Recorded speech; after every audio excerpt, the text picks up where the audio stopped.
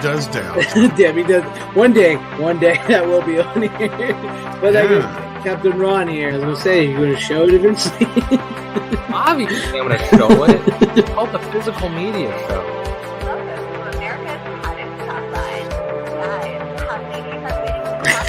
Vinegar syndrome. Guys, And there's a new one, and that's Air Force One. get off my plane. I think Sony paid you a bunch of money to talk about all their steelbooks tonight. But you know, Are we seriously going to have to talk about the screen movies again? This is a movie I didn't think I'd like as much as I did. And I know it was like really popular because it like won some Oscars and whatever. But Debbie Does Dallas. We're actually showing something is they actually produced crew jackets. Like the movie never went into production, but it is. Oh, it's got a Delta Force 2 motion. Hey, that works either way. That's cool. Is anyone even there still? I don't even know. Yeah, we're just listening to Okay. Yeah, I was like, no one's saying it. Like, really listen to the story. It's on Netflix if you want to watch it.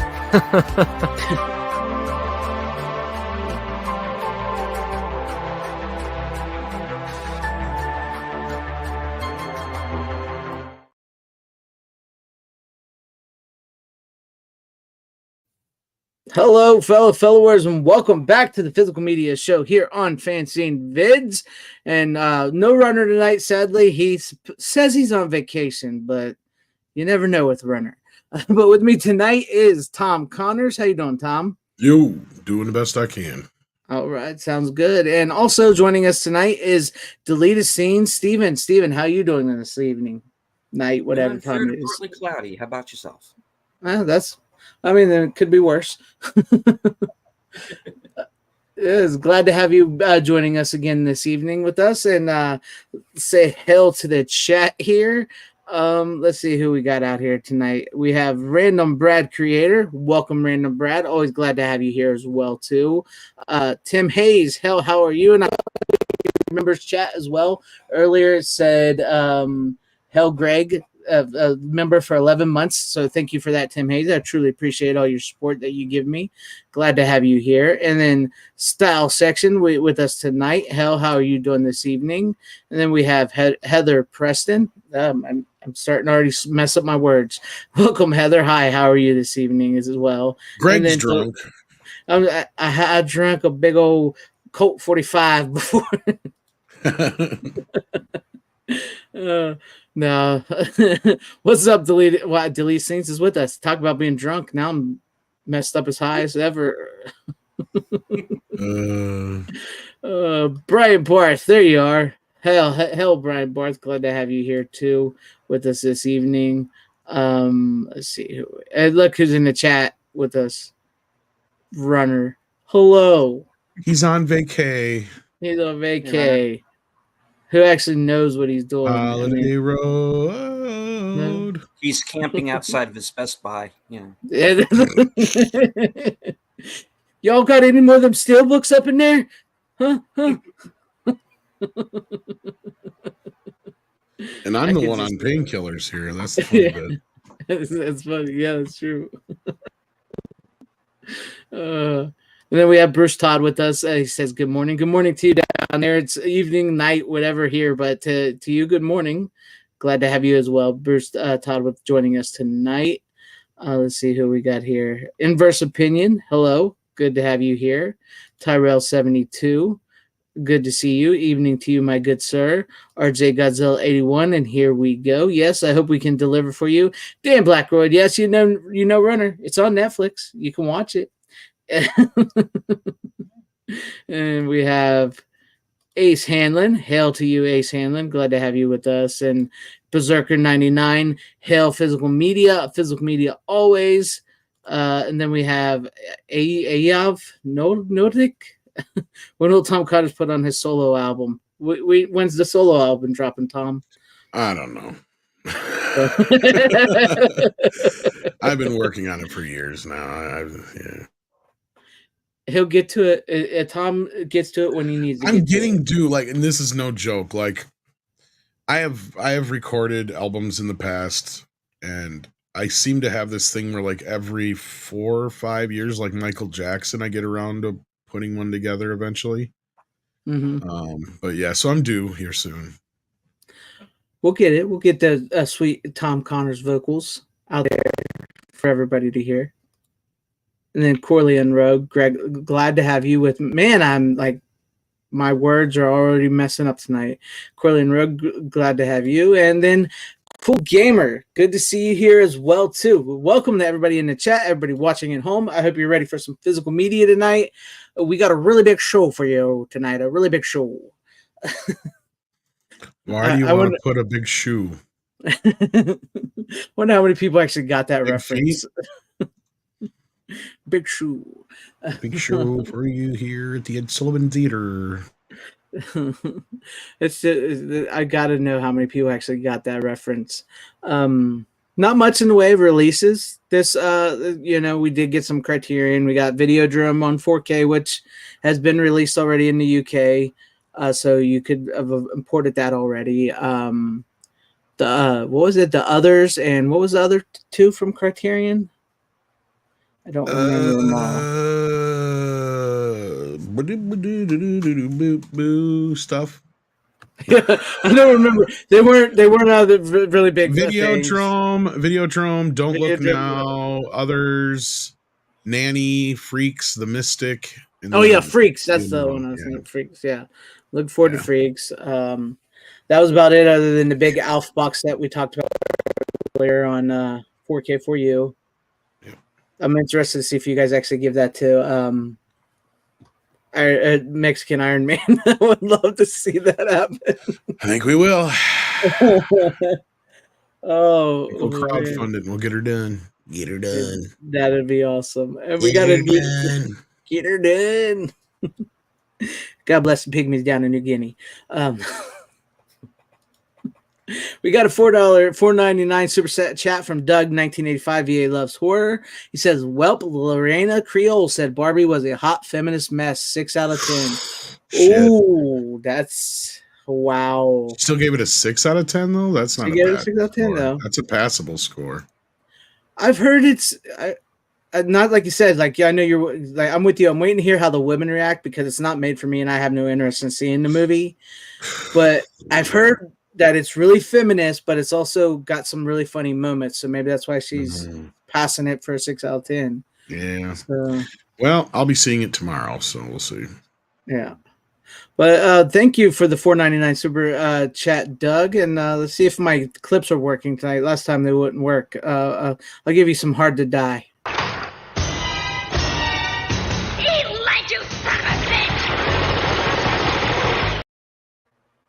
And that is how I got lead poisoning.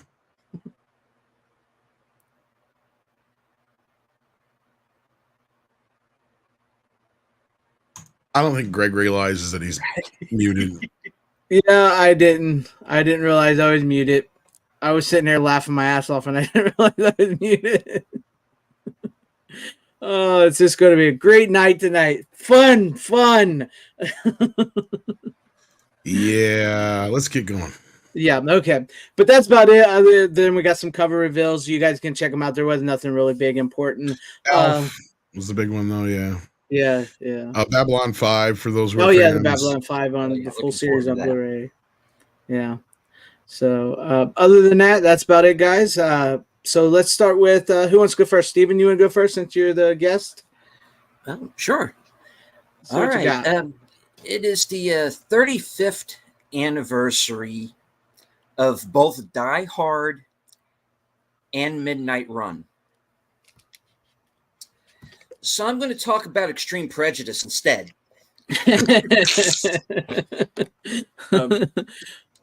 This is a Walter Hill film. Nick Nolte, Powers Booth, Michael Ironside, Clancy Brown. Oh my God! How much more testosterone can they fit in one movie? Right? Right. I haven't seen that one yet, and I've been meaning to pick that up. Rip Torn, Maria Conchita Alonso. Oh my god, it just keeps getting worse. Yeah. Rip Torn. And Nick Nolte. yeah, and it's basically about a group of special forces operatives who are all supposed to be dead. They're like this shadow unit. They have been The A-Team. basically, yeah, and they've been sent to take down this drug lord who's played by Powers Booth, and his ex-best friend, who's Nick Nolte, who's a Texas Ranger, kind of gets caught up in the whole thing, and basically it turns into the Wild Bunch. You know, Nice. it's just one action sequence after another. Twists and turns, double crosses, triple crosses, fun 80s action. Walter Hill at the height of his powers. And this is the new Vestron video re-release. Nice. So, unfortunately, not 4K. That's okay. It doesn't have to be 4K. It would look awesome on 4K. I wish it was, but Vestron puts out pretty good Blu-rays. That's one I haven't gotten yet because I didn't know much about it. So now that I know who the cast is and what it's about, definitely you got Rip Torn and Nick Nolte. You sold it right there. Yeah. Nice. And of course, Runner says he has it. Yeah, great. Go ahead. Yeah, it's basically kind of Rip Torn trying to out Nick Nolte, Nick Nolte trying to out Powers Booth, and then and then you just got imagine that going, "I have you all beat," and then you throw the fucking Kurgan in there, and you got a party, man. Like every one of those men have a distinct voice, from Rip Torn to Powers Booth to Nick Nolte to Kurgan, Clancy Brown. They all have the very distinct voice. So I could just imagine. Yeah, I could just imagine that whole cast talking to each other. Oh Lord. How have I not seen that one yet, though? That's what gets me. Have you ever seen that one, Tom? No. No, I haven't seen it either. Well, that's going on my list too, because I've been meaning to pick it up as well. So nice first pick there, deleted scenes. Nice first pick. Bruce Todd is saying in the chat that the only thing missing is Eric Roberts, and I'm kind of surprised he's not in the movie. Yeah. That sounds like the expendable cast of like 80s outcast actors that are always top notch but never got to be anything that huge, other than maybe Nick Nolte or Willem Dafoe or something like that. Yeah. Just like, that would be something amazing. That was like just one more big dick to go. Tommy Lee Jones, maybe. I got the biggest motherfucking. Not about size. It's about the girth. You were worried about how low it hangs. That's not what Steven expected to talk about when he brought up that movie. It's weird. Every show I go on always winds up talking about dicks. It's, penis. I don't know how it happened. Everybody loves penis. Penis is yummy. Oh, I made it so much worse. Oh Lord! All right, it's my turn. Or your turn? Yeah, it's your turn. Let's go to you from that. All right. Gosh, where do I start here? Okay. I didn't see this when it first came out. I wasn't quite sure why necessarily. It just didn't really. I mean, because it's weird. Because I actually am a fan of most of the cast, sans Josh Gad, and I don't really care for Penelope Cruz all that much, but yeah, I finally watched Murder on the Orient Express. Oh yeah, the Kenneth Branagh remake or readaptation, I guess you could call it. I didn't hate it. It was pretty good. There's some bits in it that are just kind of like, what the fuck? But that's just like with every Kenneth Branagh movie sometimes. Yeah. The only thing it really didn't get was like, I didn't have a problem with the race swapping in it, but like there's this scene where they have like this whole thing where they talk about mixing wines with another character, and it's like none of that makes sense, especially once you know the ending. But no, I thought Branagh did a good job. The rest of the cast is pretty good. I know this has, among the Agatha Christie community, it's lovers and haters. But no, I thought I'd check it out, and I bought it used off of eBay because actually, well, spoilers for my next one. I got the second one on sale this last week on the Amazon sale. It was one of the few movies they had that I didn't already have, but they didn't have this in stock anymore, so I had to buy it used. But, I had that one. It looks brilliant. This was shot on film. Right. And as far as the 4K, like this is an earlier 4K and it still looks amazing. Right. Because a lot of it's shot practically too, believe it or not. Which is weird because I had a Blu-ray of it before and I didn't get a slipcover, so I just took the slipcover and I put it on my 4K. So, hey, it works, doesn't it? I never even watched the Blu-ray because I bought it at Kmart when Kmart was going out of business and I couldn't get their crappy sticker off of it. Oh, I hate those things. But I ended up getting it for like $9 and it was like brand new at the time. And it was normally like $24 or whatever for the Blu-ray. And it was just like whatever, so I bought it. But no, like I enjoyed it quite a bit, more than I thought it would. And I hadn't seen like the 74 one or whatever since I was a kid, but like I did remember some, like notice some of the differences, and I'm just like, yeah, some of them like why I didn't really understand why they changed it, but there's other things I liked a lot. My understanding, he's one of the characters that some people didn't like because he didn't match the description in the book, but I understand why Branagh hired him.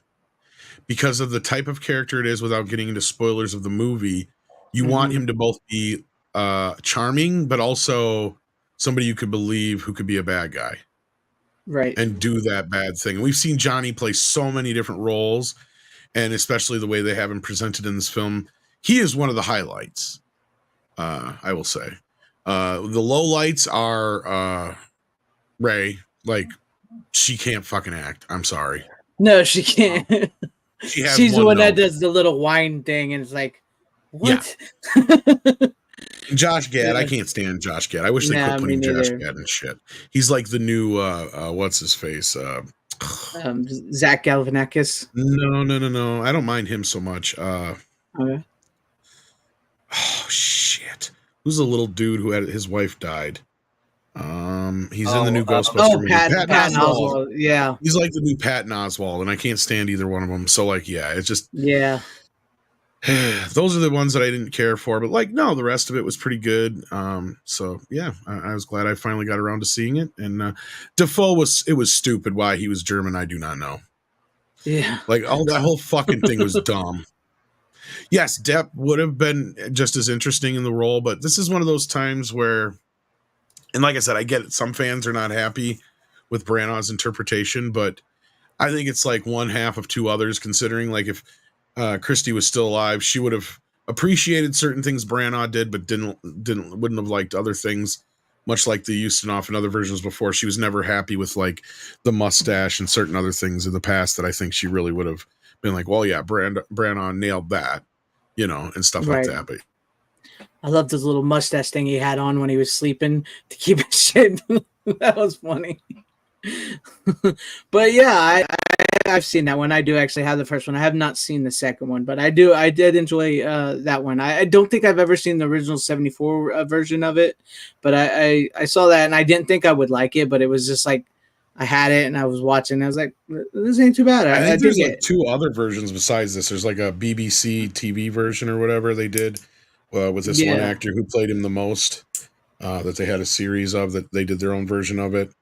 And I believe there was one before the 74 version, if I'm not mistaken, but I could be wrong. Yeah. I actually have a bit of history with the 74 version. It was the first movie I was ever taken to go see. Oh, nice. Oh, wow, that's cool. And, I've never seen it on TV, but yeah, go ahead. Yeah, and well, it's because my parents couldn't get a sitter. I don't remember this at all because I was basically a toddler. And my understanding is I spent the bulk of the time watching the young couple that was in the car next to us. So He's a peeping Tom. Oh, you knew what kind of education you were getting that night. So if you're like about 65 or so years of age, and you were at the North 52 Drive-In sometime in 1974, I apologize to you, sir, for cock blocking you that night. I just wanted to see how far the tongue would go down her throat. From it's like that Planes, Trains, and Automobiles. Take a picture; it'll last longer. Jack Candy's like, oh, yeah. I love that scene.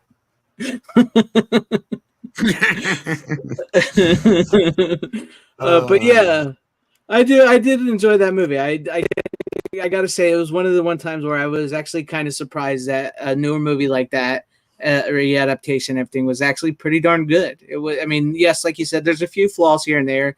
Josh Gad is horrible. Ray can't act, but all in all, it's pretty decent. Michelle Pfeiffer was pretty good. Yeah, Michelle Pfeiffer's good, but like that was one of the stupid scenes I didn't like either. Was like, where the fuck is Josh Gad running to? Yeah, like where the fuck's he gonna go?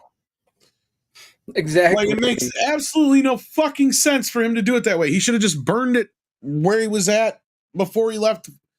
Just drawing attention to himself, and like, where's he gonna get to? Like that's when sometimes I just started asking myself, what the fuck is he doing? Like, why? Like, exactly. What are you doing, man? Yeah, it just, and then that one scene was like one of the only real woke scene in the movie, really. Yeah.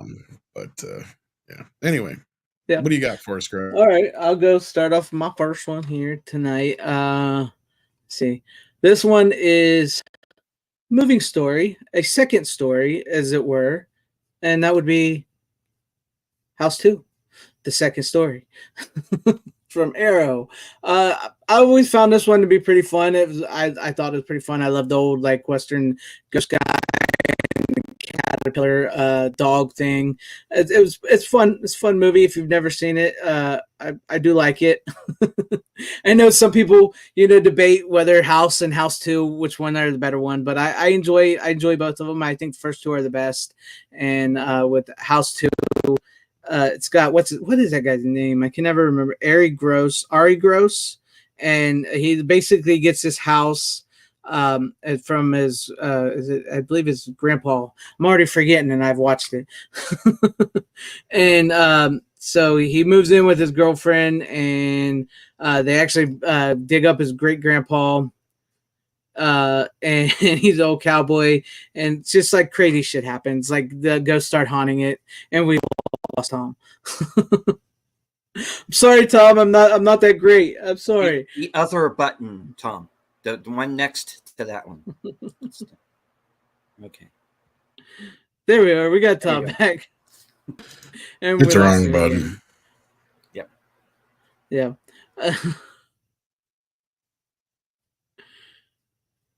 Okay.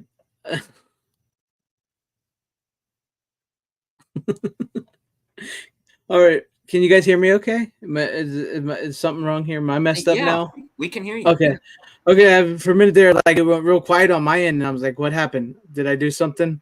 House 2 is a lot of fun. I think House 2 is much more funner than the first movie. I really love the first movie.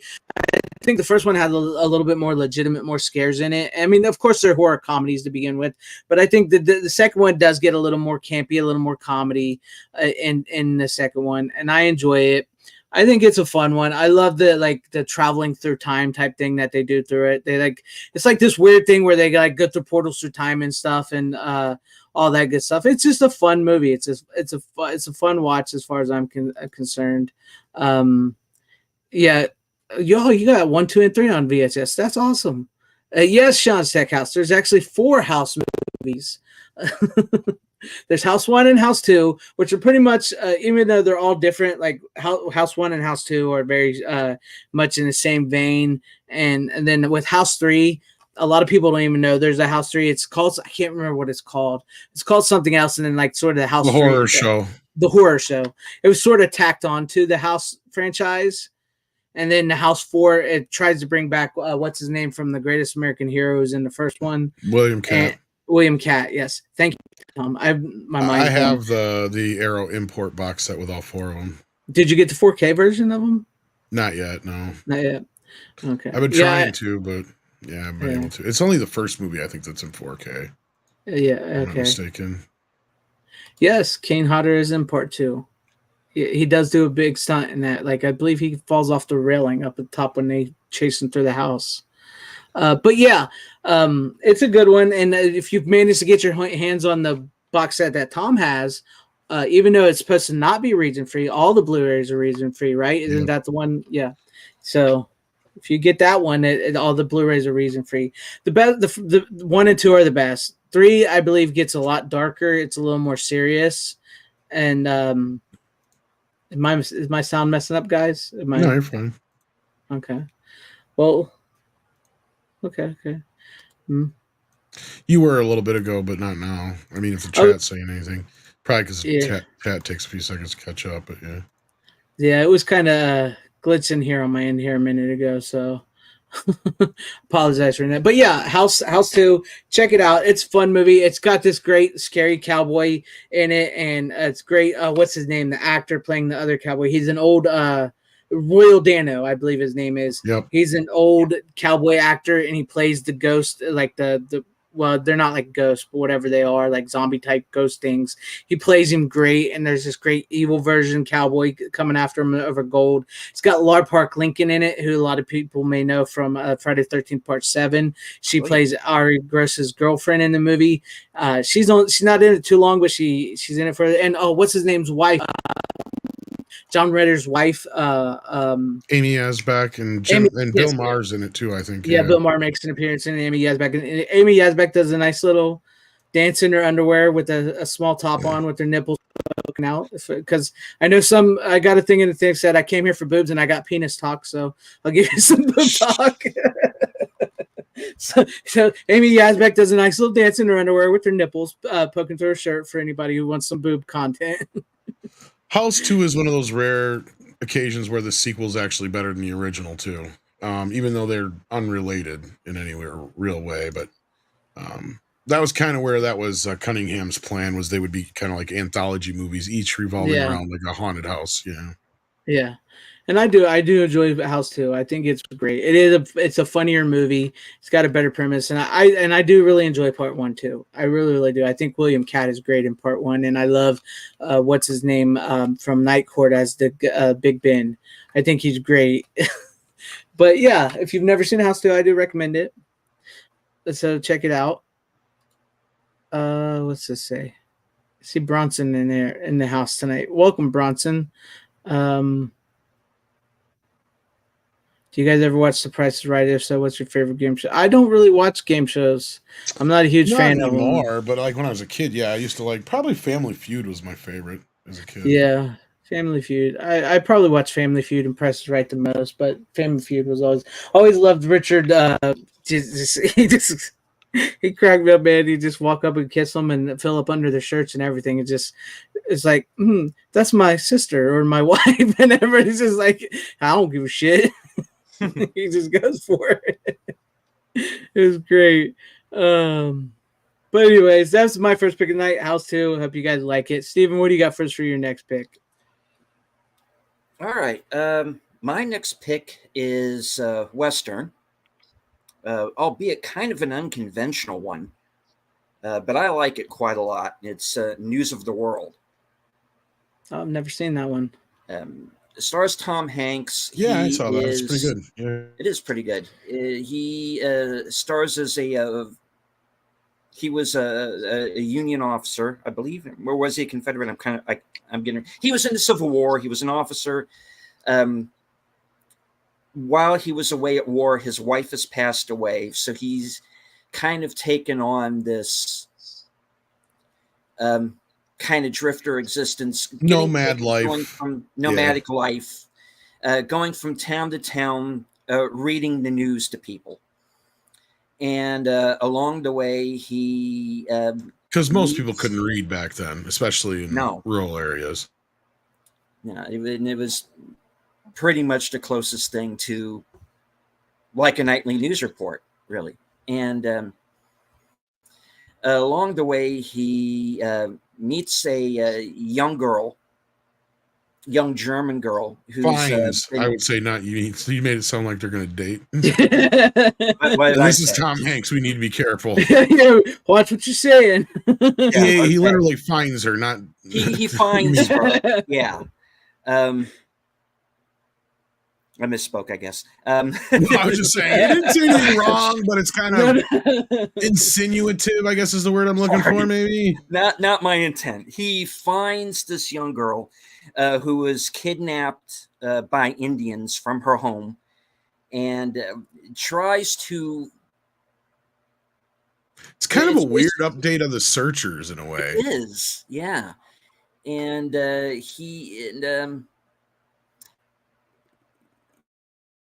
was this one of the ones on Apple TV? No. No, actually, it's just theatrical. It was a theatrical release. Okay. It was kind of at the beginning of the pandemic, so it kind of got lost in the shuffle a little bit. Exactly. Yeah. This is probably why I've never heard of it. You cut out there, Stephen, but I think what you were talking about is when he basically gets stuck with her because there's nobody to come pick her up for a while, and so he takes her along so they can meet. Can't remember who it is. Somebody from the government, basically, who's going to take her custody or whatever. But along the way, he kind of starts teaching her how to read and trying to acclimate her back to regular life and stuff. It's a pretty gripping tale. It's a pretty good movie. It's not. It's a Western, but it's not your typical Western. But it does have very kind of overtones like The Searchers, like I said, in a way. It does quite a bit, and I'll check it out. Great cinematography. Watch this movie on the biggest screen that you can find it on, and it really looks fantastic, especially in 4K. And it's directed by Paul Greengrass, but don't let that fool you. He actually keeps the camera still for this movie. And no shaky cam? No, none at all. And one of the great things I've always noticed, because I co-host this show with Jedi Bill called Western Cinema Sunday. And one thing that I have noticed, we've both noticed as a through line for most Westerns, is great cinematography. And this is one of the best shot films I think I've ever seen. So nice. If nothing else in the movie works for you, check it out just for the visuals alone. But the young girl in this movie, she's really very good, because she's also, she's going in and out of different languages in some scenes, between the German and the native language, and eventually English. And I'm blanking on her name. I'm sorry, but for it being, I blank on people's names all the time, man. For it being Helen, Joanna's her name in the movie. Joanna's her name in the movie. Yeah. Yeah, and it's he's Tom Hanks is taking the girl to her aunt and uncle, because basically her parents were killed and she was kidnapped by natives. Basically, is what happened. Yeah, when she was a baby. Right. Yeah. But anyway, you were saying I was just helping you out there. Helena Zengel. Yeah. Oh, that you needed her other name. Sorry, I could have told you that too. Yeah. She's fantastic, and I actually wanted to point out a good child acting performance, because I haven't been able to do that in a while, and because I've had to deal with the kid that was in Indy 5 and and this was shot digitally, because you talked about the cinematography. It was, yeah. But it was shot or it was finished in 4K. So this is a true 4K. That's another reason why it probably looks so good. So I forgot who released it, what company, but yeah. Universal. Okay. Yeah. Yeah, it looks really good. It's a good movie. It does. It is. I know Tom Hanks is a bit of a controversial figure, but yeah. Who would have thought Tom Hanks would end up being a controversial figure? I'll be all honest with y'all. I don't believe it. I really don't. I don't believe all the conspiracies about him. But at the end of the day, it is what it is. People are going to believe what they want to believe. And until somebody shows me some physical proof, then yeah. Yeah. Well, kind of the same thing with Spielberg. Yeah. I mean, you got to be careful because you can't really go. I don't like the idea of accusing somebody of anything, even somebody I might not like. Right. And I always used like to make that without proof, And look, I used to make the same damn point Dave Chappelle made in one of his last specials. Mm-hmm. Like when it came to like Michael Jackson, some of these other guys, like Steven Spielberg could have had so many of these kids. Don't you think they would have said something by now? Yeah. Like say, he was making a joke. It's like Macaulay Culkin, Corey Feldman and stuff hanging out with Michael Jackson.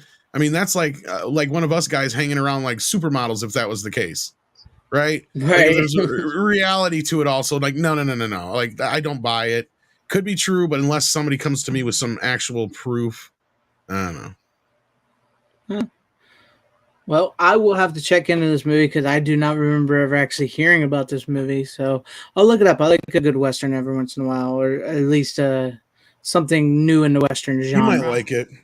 It's a bit of a classic film in a sense to where like it does take its time. I mean, it's not overly long, but it's not like a breakneck pace or anything like that. Yeah. I don't mind a good slow burn. I don't mind that at all. It's very much a throwback. Exactly. I mean, even the idea of just Tom Hanks's character is unique enough that you could have just made a story about that, right? But throwing the kid element in there adds a little bit more to the overall porridge at the end of the day. So no, it's a decent film. It's a movie that.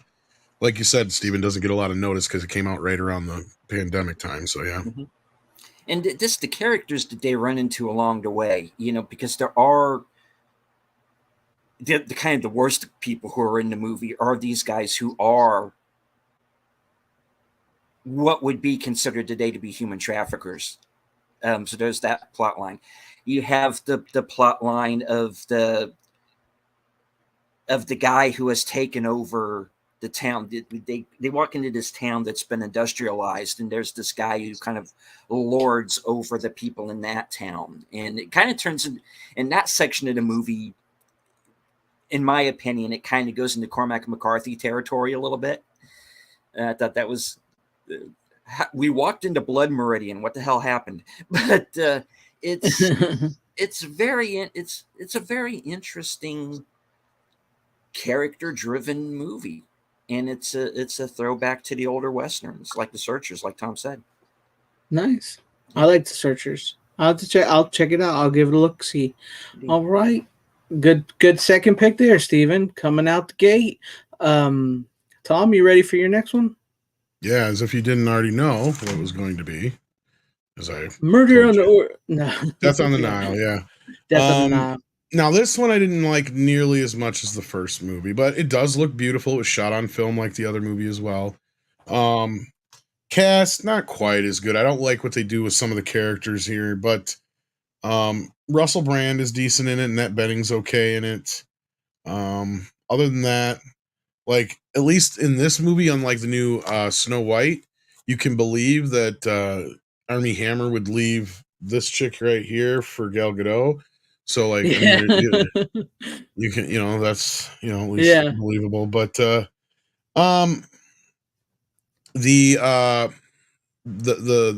mixed couple storyline really felt even more woke than in the first one here, and kind of out of place. And some of the other changes made to the story didn't make a whole lot of sense sometimes, but it wasn't horrible. Yeah, Corleone Rogue, you could tell that you do a lot more CGI in this movie than they did with Murder in the Orient. That's true. But after I watched this, I discovered there's a third movie coming out in September I didn't even know about. Really? I didn't know I didn't think this one did very well. Haunting in Venice is coming out in September, so. Well.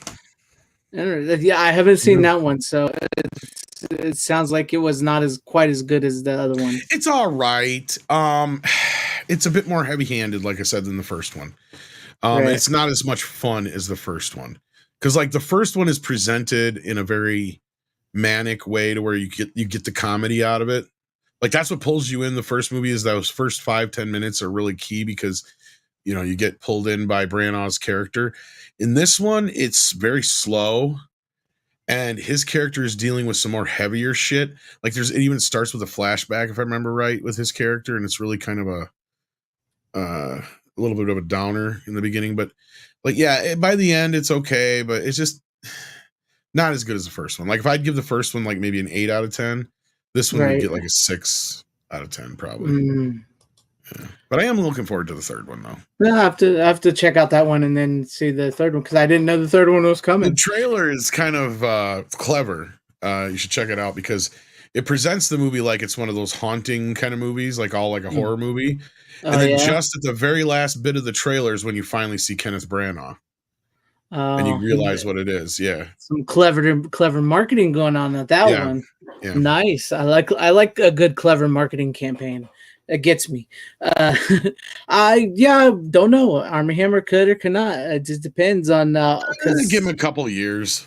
Yeah, everybody gets a second chance in Hollywood eventually. As long as you don't eat no toes, you'll be fine. But I have to look into that one because like I said, I didn't see it. I did enjoy the first one. I just happened to be I was combing around to look up stuff about the originals and stuff like that, and just kind of reacquaint myself with everything, and I stumbled upon the trailer. I was like, what the hell? So this is what Coralie and Rogue said. I'm glad you mentioned it the other day. I assumed that Haunting of Venice was a new movie in a haunting franchise. No, it's actually the Halloween Party, but they changed the name. And like I said, you watch that teaser trailer up until the very last minute, you have no idea that it's a Perot movie. So yeah. Okay. Do we know who's in this cast? Does it have the like? I'm trying to remember who it was from the trailer. Let me look here. Because I know they like to populate it with some up and comers and some previous ones. Looks like Kelly Riley, Kyle Allen, Jamie Dornan, Michelle Yeoh was the one I remembered. Yeah, Emma Laird, Tina Fey is in it. I guess I didn't even notice her from the trailer. Yeah, those are the ones that I recognize anyway. Well, most of them I don't even really recognize. Michelle Yeoh was the big one otherwise. Yeah, I was going to say, it doesn't sound like Tina Fey, which is kind of a surprise. Yeah. Jamie Dornan looks like dime store Henry Cavill, though. Oh, that's the guy from the 50 Shades of Grey movies. Yes. Yep. Yeah, dime store. Yep, he does kind of look like dime store Henry Cavill. Because I almost thought it was Henry Cavill the first time I saw it, and I'm like, wait, is that Henry? Well, I'll give it a shot because that one sounds interesting, even though it doesn't sound like it's got as appealing as a cast. As I know, right, Brian? Michelle Yeoh is in like everything now. Like, it's like, what the fuck? Can they not make a movie without her or what? Like, well, she made that comeback in that movie and then she won an Oscar. Now, like, let's just put Michelle Yeoh in it. She was in the new Transformers movie. Was she? Yes, I was like, I'm watching the movie. I'm like, I know that fucking voice, and all of a sudden, I'm like, oh my god, that's Michelle Yeoh. And it only took me 2 seconds to figure out Pete Davidson too. God, that was annoying. Oh, I hate him. Holy God! And this is the thing: is I was semi looking forward to this one. It's one of the worst. One of the worst ones. Oh my God! It's just there's moments where Optimus Prime does shit that Optimus Prime would never do. Oh God! Like for instance. It's Mirage's fault that this kid's involved in the first place. Optimus Prime turns around and blames the kid for everything when he should be blaming Mirage. Right. And in that case, it doesn't really matter because Optimus Prime would have took the blame he would have said, "This is my own fault for not for trusting a human in the first place," or something like that. Yeah, and not doing it myself. So he would maybe say something along those lines. And then the other one that made me cringe because it made no fucking sense because after they meet the Maximals or whatever they're called. They've got Optimus Prime and Optimus Primal standing next to each other, and at the same time they're talking, and Optimus Prime says Autobots, and then the other guy goes Maximals, and then you think they're gonna go fight at the same time. No, they both say roll out at the same time. Why the fuck would a Maximal say roll out? They're animals. They're wheels. And it really took me off guard. I'm like, you're expecting them both to go fight because now they're heading into this battle with Unicron's henchman Scourge and his guys, And Scourge Oh, is voiced by Unicron's in Peter it? Dinklage. Yeah, Unicron's in it, sort of. Oh. He's there. That just sounds horrible. Scourge is kind of the one doing everything, though. So, like, yeah. Sounds like Galactus in the Fantastic Four movie. Kind of. I mean, I guess he's in it a little bit more. He's a little like the whole thing is well, here's the thing is he's sleeping or he's stuck or whatever. Because he needed this sphere thing, or just another MacGuffin like they always have in these movies. Yeah, he needed that thing to travel great distances, but he's trapped because the Maximals stole it from him. They went from time traveled back into the past and hid it. That's, I guess, the plot. That's the closest we can get to it. That's the closest we can get to it. You're right, and it is just like dumb. It gets dumber, and it's like, how bad? Because Bumblebee was pretty good. Yeah, Bumblebee. I would argue Bumblebee might have been the best of the Transformer movies. It's the one I feel this is is technically a sequel to that. And not only that, they kill a main character where they're going to come back to life. Always. And then, so these movies are even worse than Mission Impossible as far as like literally like every one of them is the bad guys need whatever the good guys have. They steal it from the good guys, kill one of the main characters. The good guys have to get this thing back from the bad guys. They get it back from the bad guys. That also brings back whatever character died, usually Optimus Prime, but now I'm not going to say it's him in this one. But point being, it's the same fucking plot in every one of these movies. Every single one of them exactly the same as the last. I only ever really liked the first one. I thought it was all right. The first one's okay. Bumblebee is at least I like Bumblebee. A little bit of a deviation, but not. It's still in that vein. I mean, there's points where it still hits on some of the things I just said, but that's the only one I could see somebody coming up and saying, "Oh, wait a minute, Bumblebee didn't have this." Yeah, you're right, because Bumblebee wasn't the typical Bayformer movie. But anyway, I didn't plan on talking about Transformers. Yeah, but I will say Bumblebee is one that closely resembles TV series for me. Even I hate John Cena though, and I didn't mind Bumblebee. Well, he plays the bad guy. I don't know kind of stuff. Yes, I don't know Corleone Road, but yes, A Death on the Nile. I'll have to check that one out. They mentioned her, but they don't. She's not in it. No. Is it still in the 80s in that one? No, it's in the 90s. Oh, it's like almost 10 years later. It's set in 94, I think, or 95, something like that. Oh, well, then by the time they get her back, it'll be a different 95 because there's a bunch of anachronisms in it too. Oh. Like I picked out every single one of them right away. I was like, first of all, yes, that TLC album was out, but Waterfalls wasn't a hit until May of the next year. Like they sing the song Waterfalls in it, and then there's like, there's a couple of other things. I'm like, wait a minute, that's too early. It is another thing. It's just like in every other one of these movies when it makes those mistakes. It makes the bad mistakes that movies that make when they take place in a certain time period that Bumblebee didn't make. Bumblebee was smart. See, what you do is you take things, you don't want to take anything that's directly from the year specifically you're in unless there's a specific date that you're on and you're trying to capture something from that specific time. Because otherwise things feel more of the era if you go just a little bit older. Because it's not like everybody was driving around in a 1984 Toyota in 1984. Right. You know what I mean? Exactly. Like, it's not like Ghostbusters was a #1 hit right away on the radio. It didn't become a hit until like, June or July or August or whatever it was of, that year. So you can't have, Ghostbusters on the radio if your movie takes place in March of 84. Take a little bit more care in these kind of things, right? Especially the 90s when we're closer by, especially when guys like me who remember the 90s very well. And it's like, I don't even have to look this shit up. Like, I'm like, I know that's bullshit because it ain't even happened yet. Or maybe, that doesn't come out for another couple of years or whatever. I hate that when they do that. And everybody's driving around in a 1994 or 1995 era vehicle usually and stuff. And it's like, why has everybody got brand new vehicles? They should definitely be mostly late 80s models or early 90s at best because it makes it feel more real. Just like now, even though it's 2023, people are still like driving 2002 how many cars. People do you know the 2023 or 2024 model vehicle? And I mean, how many people are actually still listening to like the brand newest song on the radio? They still got to turn to their favorite station, listen to the songs they always listen to. So and it's always some obvious stupid thing too, right? And like another movie that drove me nuts with that, even though they're having fun with it, was the Hot Tub Time Machine.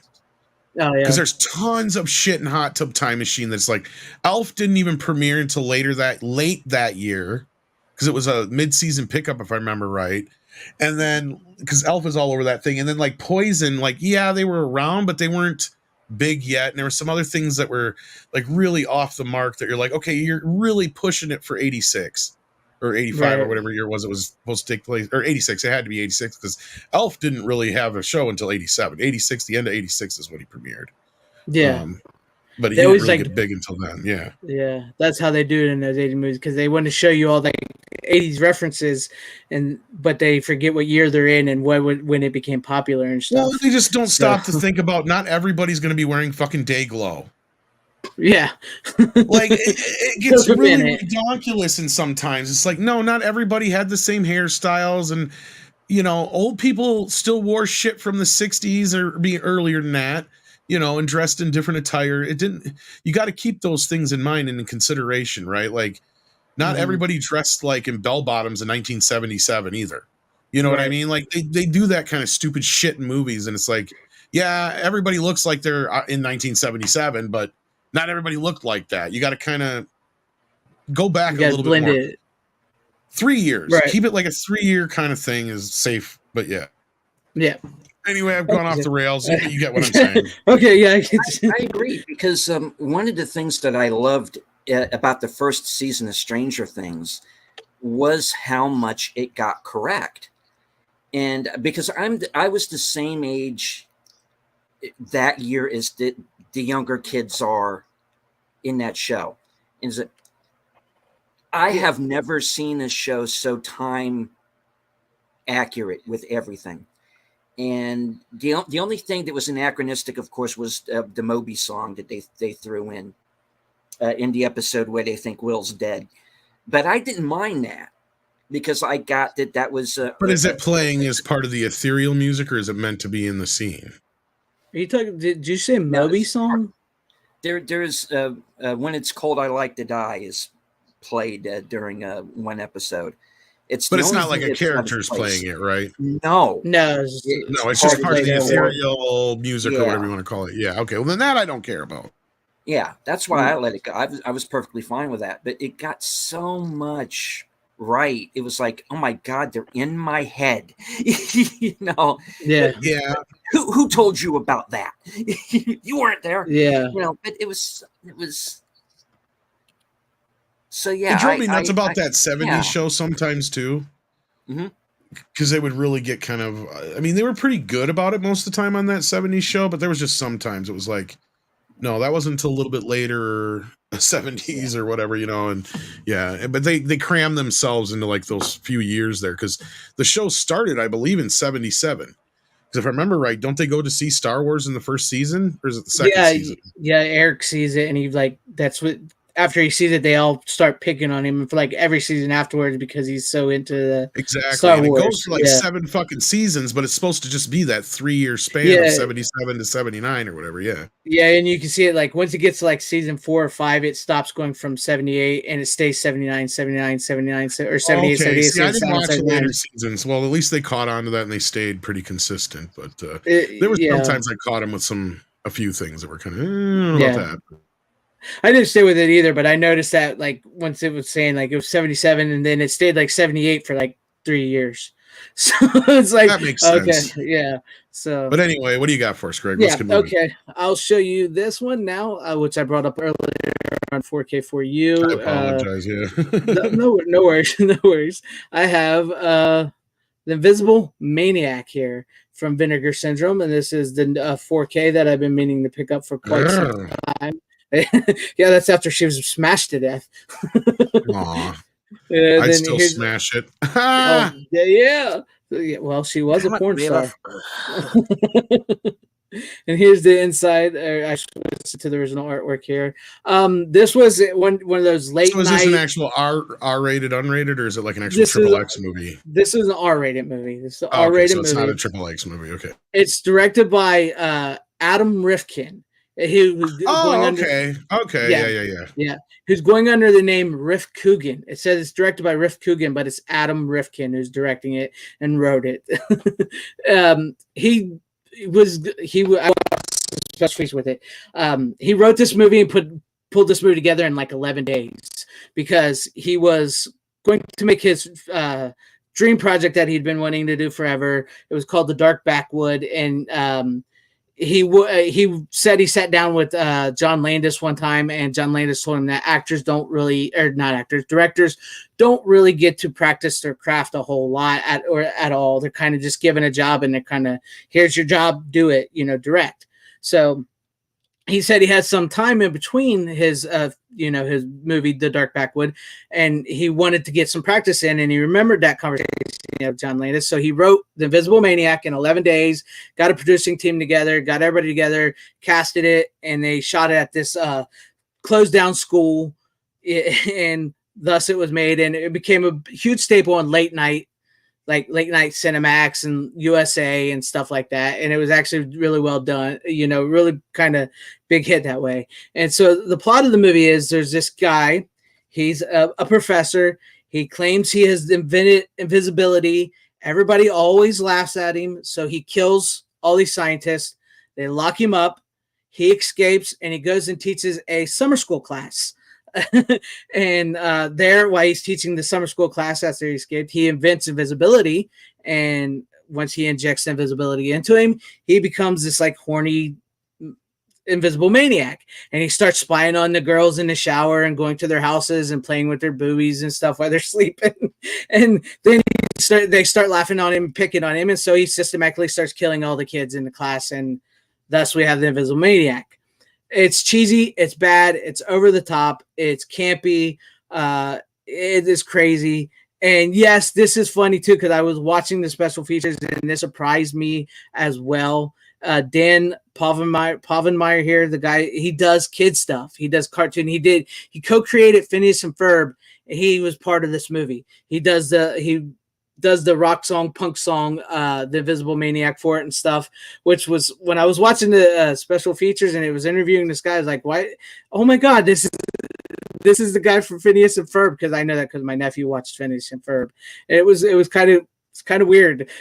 But yeah, this is available at Vinegar Syndrome. I got it during their sale. It's one I wanted for a long time. And unfortunately, which I'm still confused about, so if anybody knows, let me know, because there was, when this first came out, there was some kind of thing where there was like a lenticular cover here where you could, you did this and then her clothes would come off completely and she'd be there naked. And I don't know if that was ever real or if that was a joke, but I did see some people had them, and I don't know what quite happened with that. So I don't know why or how that came about, but if anybody knows the story behind that, let me know, because some people said it was a joke and they weren't supposed to be printed and they got printed. And then some people said that it was something else. I can't really remember, but yeah, I always loved this movie. I remember seeing it really late night on TV, and it's just a fun watch. And if you've never seen it, do yourself a favor and see it, because this movie is just all kinds of bonkers, crazy, just insanity.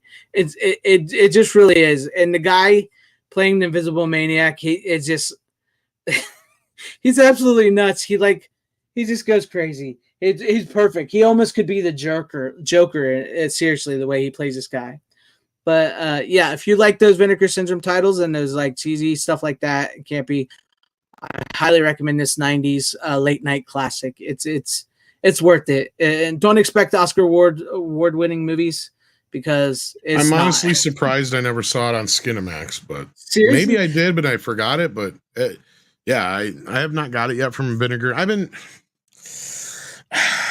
I know. Go ahead. Picky with my Vinegar Syndrome buys, because every damn time I've gone and got like their the ones they don't tell you what they are. They're the mystery ones or whatever. Mystery ones, yeah. I've gotten burnt on every one of them, and none of them have been anything I would really want to watch. And the only one I think I've been was happy to get was that Flesh Eaters one, because it has the dude from Night of the Living Dead, so it's kind of an attachment to Night of the Living Dead, but that's just because of my collectible bullshit. Other than that, I just felt like I've been burnt, so I've been really kind of picky on what I buy. So I wait to hear what you and others say about some of these movies sometimes, because I like these B movies, but I've gotten some that have been really bad. Like Bat Pussy really turned like. Yeah, I don't blame you. If I could send it back to them and get my money back, I would. That's how bad I feel burned by Bat Pussy. I don't blame you there. And a couple of the other ones have just been kind of slogs to get through. It's just kind of like, yeah, they're neat, but yeah. Well, this one I remembered, and I knew this is one I knew about, and it's the 4K looks great, by the way, because it was shot on 35 millimeter film, and the 4K looks great.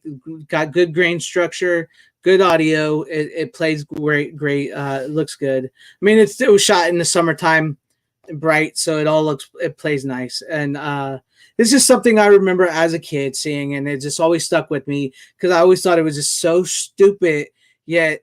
When you're a kid, when you're like 12, 13 years old and you're seeing a bunch of naked chicks and a guy that's supposed to be invisible ripping their tops off and chasing them through the hallway, it sticks with you, And so, yeah, I had to get it. So I can recommend Invisible Maniac. I think you might like it, Tom, if you like those like late night 90s bad movies like that. But yeah, this was a good one. And I totally get, that's why with Vinegar Syndrome lately as well, myself, I wait and I buy what I just pick. I like to pick. I don't do the package because I don't like everything they package together all the times, like you said. And sometimes those mystery titles aren't worth it. So I like to wait and I pick here and there the titles I want to get. Like I wanted the Texas Chainsaw Massacre 2, so I just waited and just bought it separately. I didn't do the package and all that stuff like that. And that's why I waited for the sale for the Invisible Maniac. And Farnsworth Zapped does have a Blu-ray from Olive Films. I'm curious now that Olive Films is shut down if that maybe have skyrocketed in price. Because I don't know how many of those. But if it has, I wouldn't go too crazy on it. If worse comes to worse, just buy it on digital for now, because I'd imagine somebody's going to scoop up, probably like Kino, maybe Vinegar Syndrome, but I doubt it. Probably more likely Kino. I was going to say they got the Monster Squad, and so Olive had Monster Squad, so somebody's already starting to get their titles. Yeah, that kind of gives me an inclination that they probably did. They probably went over it because they have been kind of a little powerhouse lately. So yeah, I could see Kino doing Zapped or Vinegar Syndrome doing Zapped. Oh yeah. Because don't they have Cujo coming up too? I think that was another one. Yeah, I believe they have Cujo coming on there as well. Yes, that was another one. That was Olive one too. Yep. So yeah, I wouldn't be surprised if they didn't. Yeah. And that is a crazy scene. He shoves a whole foot-long sandwich down a dude's throat in the movie when he's invisible. He just like pushes it down his throat, and you see his throat bulge out. No, Bogey says Bat Pussy is the room of X-rated films. Oh, fuck no. It's entertaining. Unless you mean room without the in front of it, the boring-ass Brie Larson film. Brie Larson. No, it's literally just a camera set up, people having sex, and a couple shots of a chick in a costume running around outside for a few shots. It is one of the most shoddy, put together fucking 70s porn I've ever seen. Oh, that's bad. Yeah. I remember you brought it on, and it was like, it's horrible. And I paid full price for it. I was pissed. I don't blame you there, man. It's barely a porno, even, Tim. That's the sad part. Well, Tim says he looks like somebody from Olive got hired at Kino, so that makes a good. I see there. Keep an eye out. I wouldn't surprise me if maybe Zap gets a Kino release. It could use a better scan. I mean, the Olive one isn't bad because I have it. It's not bad, but that's legitimately the only thing on the disc is the movie. I sometimes feel like Olive does shit to deliberately make them worse. Because I've gotten versions where it's like earlier versions have come out from other companies, and then Olive will put them out, and I'll accidentally get the Olive one, and I'll have to go searching for the other one because every single time it's like they have the scratchiest soundtrack, the nastiest scan. It's like, oh my God, a great example of that's both the ones we just talked about, Monster Squad and Cujo. Yeah. Like the Lionsgate ones look amazing, sound amazing. The fucking Olive ones look like bootlegs. It's like, put it on and nobody gives a shit. We don't need to do nothing. It's like, make it look worse.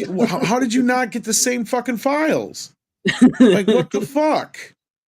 mean, there's a reason they shut down, I guess. It's like, not only that, it's like, where did you get this scratchy 2.0 soundtrack from on top of it all? Because, my God, it sounds like you used a tin can to record it. It's true. It is true. I don't get what Olives does. I mean, Mill Creek kicks their ass 4K Cinema HD. That's the sad part.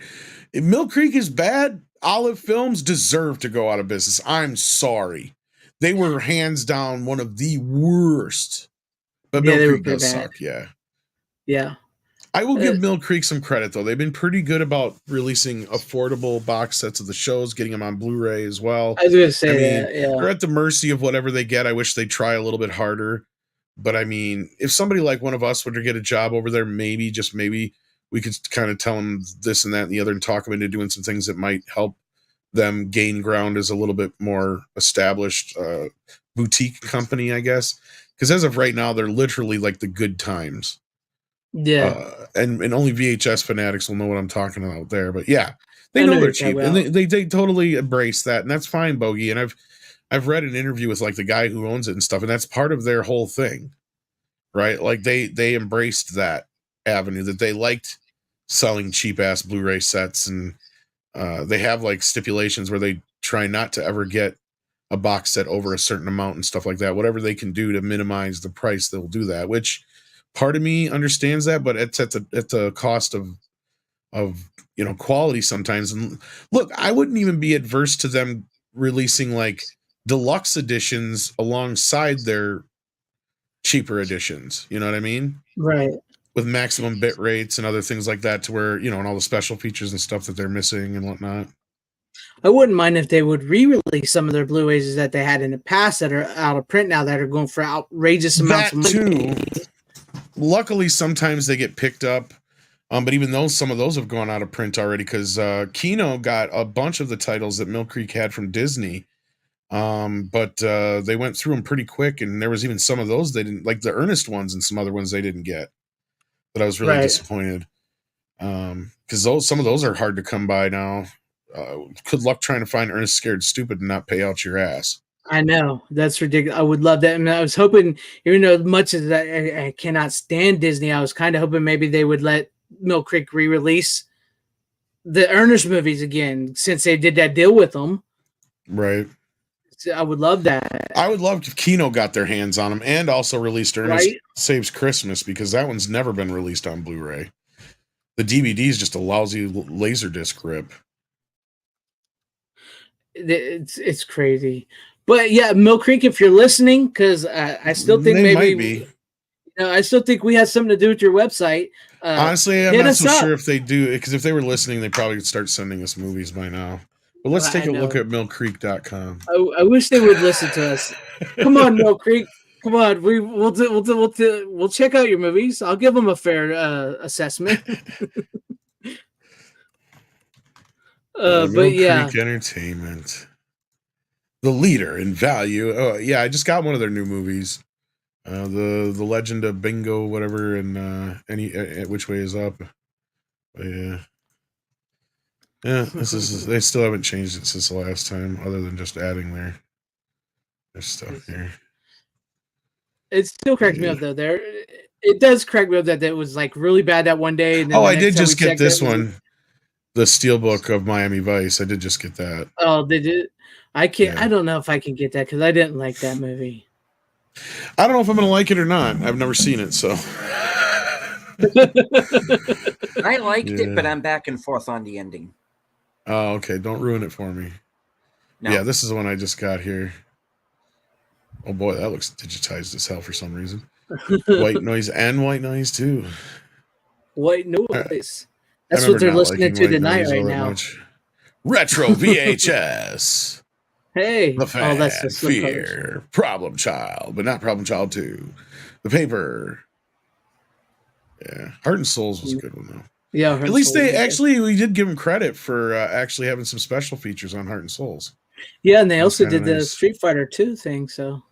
I haven't checked to see if it's a new scan at all, but yeah, I know. Yeah, you're right. They added some stuff for that too. Like Father, like Son. I didn't know that was on Blu-ray. What's sad is I have most of these. I have that one. Yeah. I remember when we was going through those body swap movies. Ooh, like I need this one. Stuff. White Line Fever. I need that. Oh, Sheena. Need that. Oh. Oh, I got hard bodies too.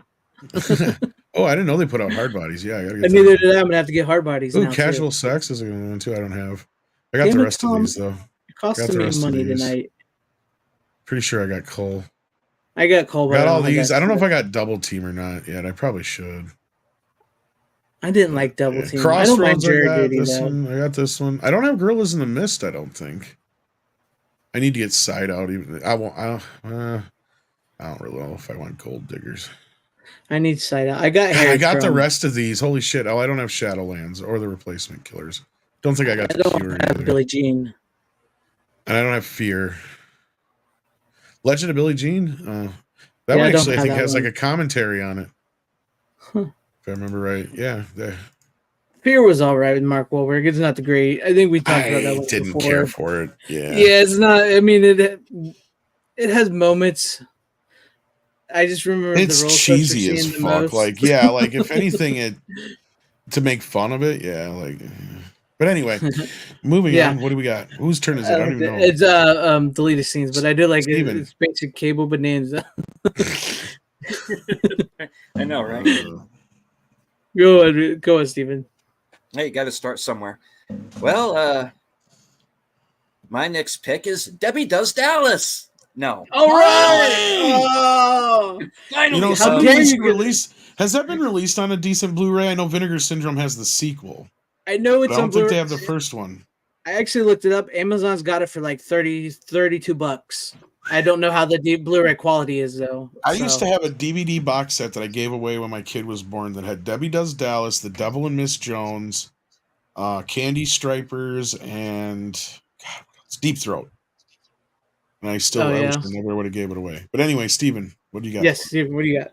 No, my actual pick, sadly, in honor of our pal 32 Flavors of Nick Weiser, Hard Target. Nice. It's a great kino. Yes. I got to check that out.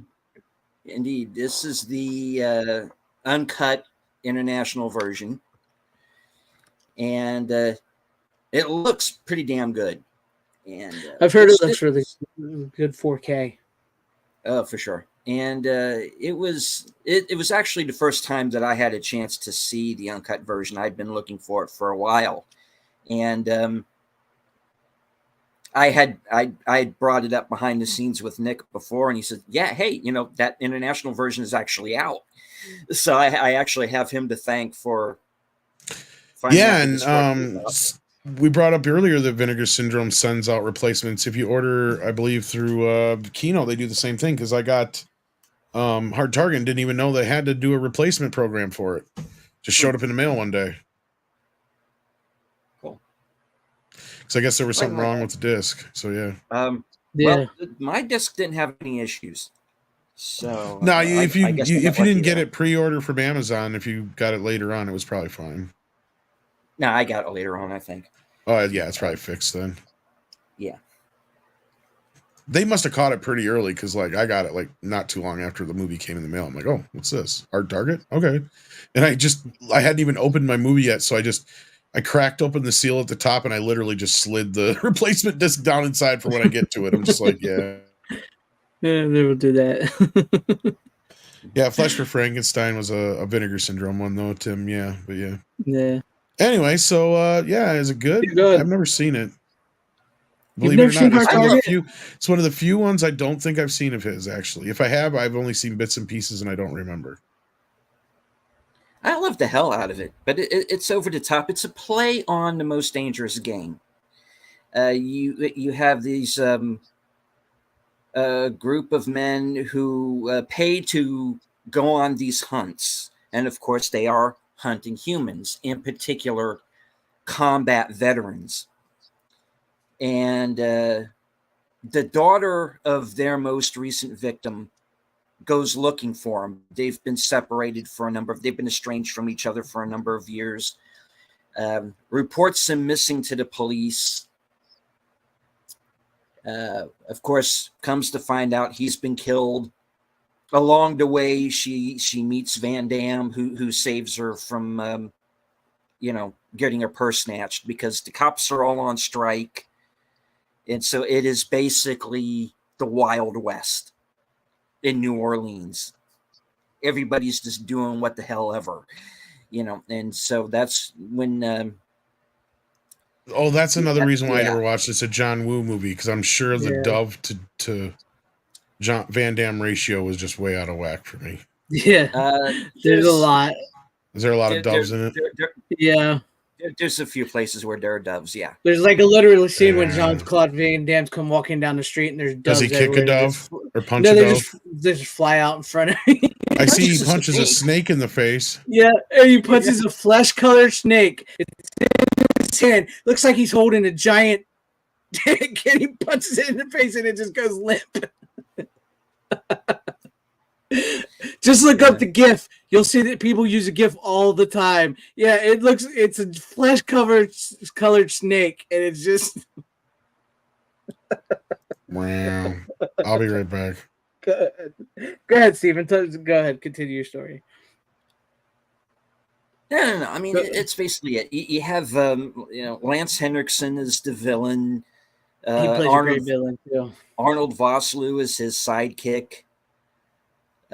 One weird thing that I did notice watching this in 4K and that I hadn't noticed before is there's a scene where Van Damme ambushes the villains. And he's firing at them. He's firing at them with a shotgun. And there's a guy who ducks out of the way who is very obviously not Lance Henriksen. Yet in the next second, he is on fire.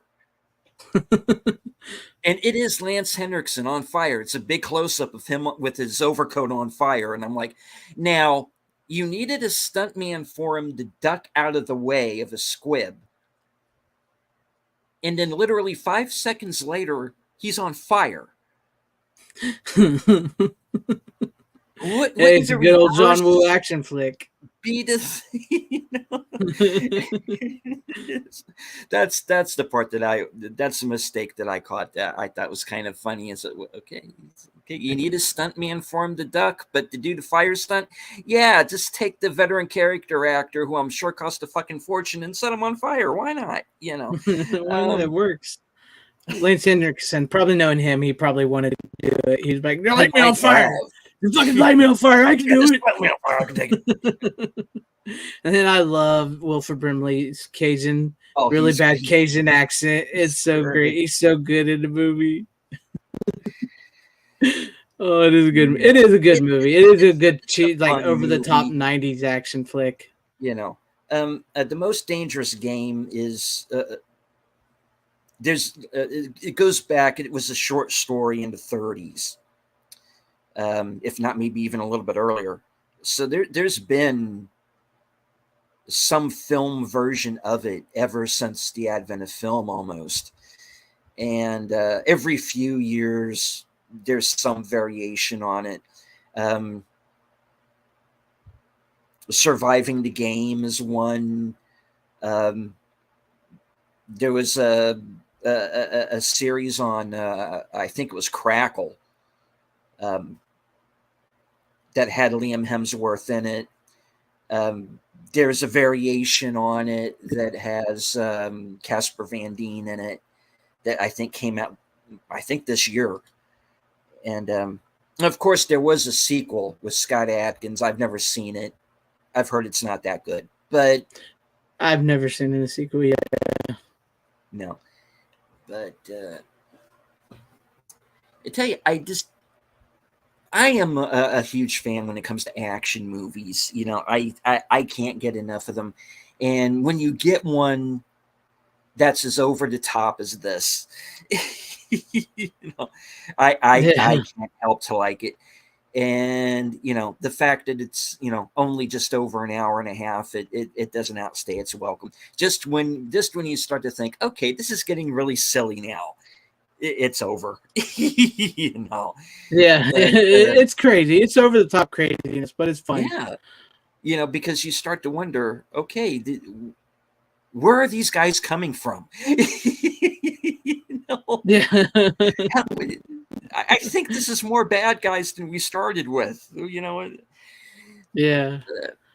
Brian I don't Brothers know if asking, John Woo.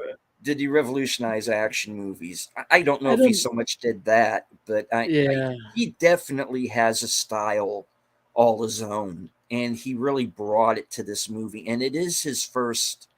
Hard Target, I think, was his first English language film, was it not? Was it? I I don't think know. I so. don't know. Maybe. I Yeah. mean, it's. I like I said. I don't think he revolutionized anything, but he definitely has a style with slow motion and doves and everything. I think his peak is Face Off.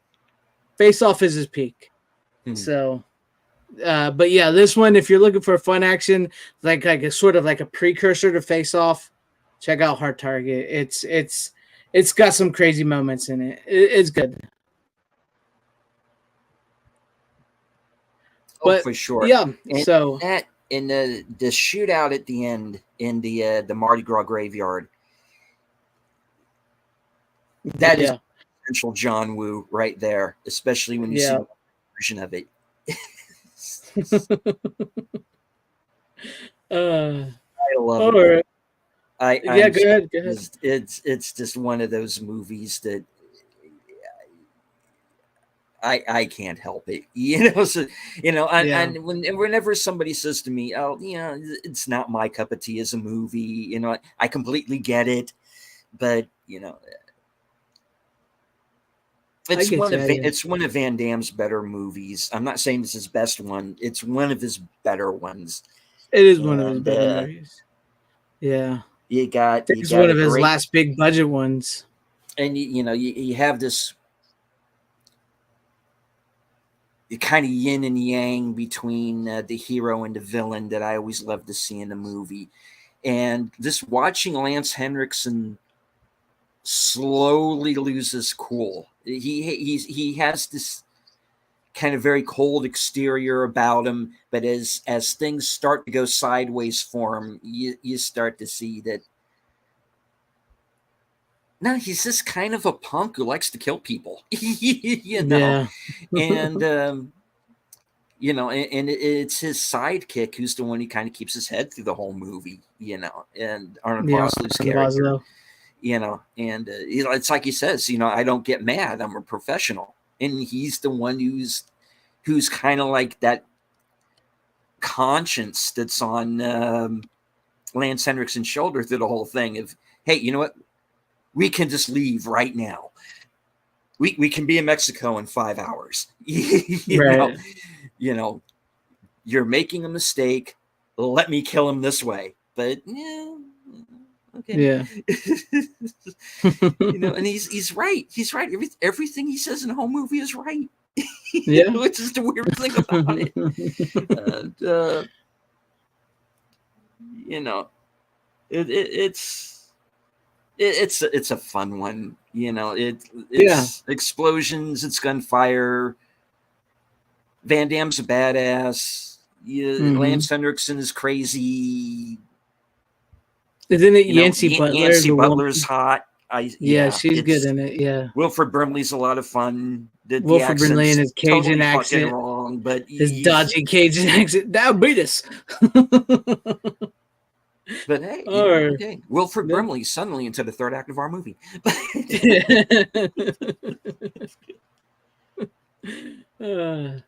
All right, but a good pick. Deleted scenes. That was a good final pick. Tom, are you ready for your final pick? Yeah. Of course. I think Kino is doing Murder on the Orient Express in 4K here coming soon. So I don't have any of the original two on disc.